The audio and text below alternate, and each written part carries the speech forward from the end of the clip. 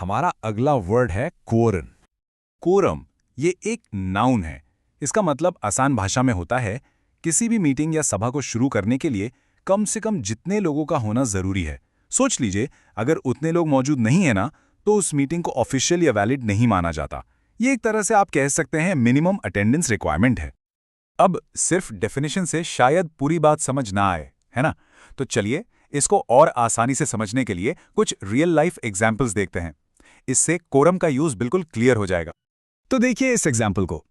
इसमें board meeting को आगे बढ़ाना पड़ा, यानी पोस्टपोन करना पड़ा। पर क्यों? सिंपल, क्योंकि वहां कोरम नहीं था। मतलब मीटिंग को वैलिड मानने के लिए जितने मेंबर्स चाहिए थे उतने वहां मौजूद नहीं थे। इंग्लिश में इस सिचुएशन को हम ऐसे कहेंगे, the board meeting was postponed because they did not have a quorum. अच्छा, अब ये देखिए, पार्लियामेंट में नए कानून पास करने के लिए भी क्वोरम जरूरी होता है। इमेजिन कीजिए, एक नया कानून पास करना है और उसके लिए कम से कम 200 मेंबर्स का होना कंपलसरी है।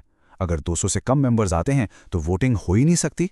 जैसा इस सेंटेंस में कहा गया है, to pass the new law the parliament needed a quorum of at least 200 members.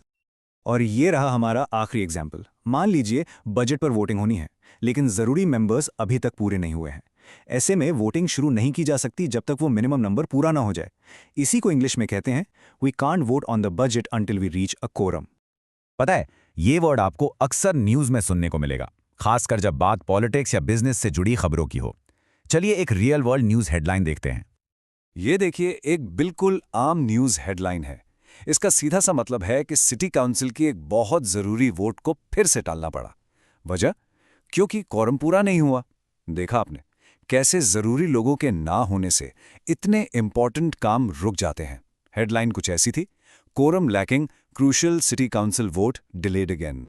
चलिए अब देखते हैं कुछ सिनोनिम्स और एंटोनिम्स, यानी कोरम से मिलते जुलते और इसके बिल्कुल उल्टे शब्द। इससे आपको इस वर्ड का मीनिंग और भी अच्छे से याद हो जाएगा। तो कोरम के सिनोनिम्स यानी इससे मिलते जुलते शब्द हैं अटेंडेंस, प्लूरैलिटी जिसका मतलब होता है बहुमत, और रिक्वायर्ड नंबर यानी जरूरी संख्या। और इसके एंटोनिम्स यानी इसके विपरीत शब्द हैं माइनॉरिटी यानी अल्पसंख्या, हैंडफुल यानी बस मुट्ठी भर लोग, और इनसफिशिएंट नंबर मतलब जब संख्या जरूरत से कम हो। बस आज के लिए इतना ही। मिलते हैं नेक्स्ट वीडियो में। Happy learning, bye bye.